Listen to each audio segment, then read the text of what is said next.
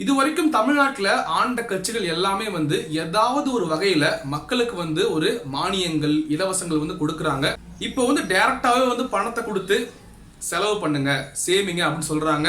இப்போ 2026 சட்டமன்ற தேர்தலில் போட்டியிடக்கூடிய கட்சிகளும் வந்து பார்த்தோம்னா நாங்க 2000 தரோம் 2500 தரோம் அப்படிங்கிற மாதிரி வந்து வாக்குறுதிகள் சொல்லியிருக்காங்க. இந்த இடத்துல நான் என்ன சொல்ல வரேன்னா வந்து சுப்ரீம் கோர்ட்ல 2024 மின்சார திருத்த சட்டத்துக்கு எதிராக தமிழ்நாடு மின் விநியோக கழகம் வந்து ஒரு கேஸ் போடுறாங்க. சுப்ரீம் கோர்ட்டோடைய ஒரு தலைமை நீதிபதி உள்ளடங்கிய ஒரு 3 பேர் கொண்ட ஒரு நீதிபதி குழு வந்து அதை வந்து விசாரிக்கிறாங்க.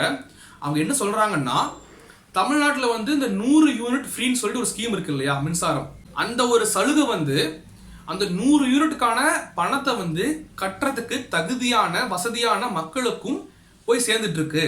இந்த மாதிரி இலவசங்கள் வந்து அதிகமாயிட்டே போயிட்டு இருந்துச்சுன்னா மக்களுடைய ஒரு பொதுநலன் வந்து பாதிக்கப்படும். மக்களுக்கான ஒரு அத்தியாவசியமான நலத்திட்டங்கள் வந்து செய்ய முடியாம போகலாம், நாட்டுடைய வளர்ச்சியை பாதிக்கும் அப்படின்னு சொல்றாங்க.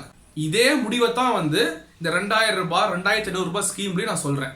அப்படியும் இந்த ஒரு ஸ்கீமை மக்களுக்கு கொடுக்கணும் அப்படின்னு சொல்லும் போது குடும்ப வருமானமே வந்து ஒரு மாத வருமானம் வந்து ஒரு 5000மோ 6000மோ இருக்கும் இல்லையா, அவங்களுக்கு மட்டும் நான் கொடுப்பேன்னு சொல்லணும். ஏன்னா அவங்களுக்கு தான் உண்மையிலேயே 2000ங்கிறது பெரிய அமௌண்ட், 2500ங்கிறது ஒரு பெரிய அமௌண்ட்.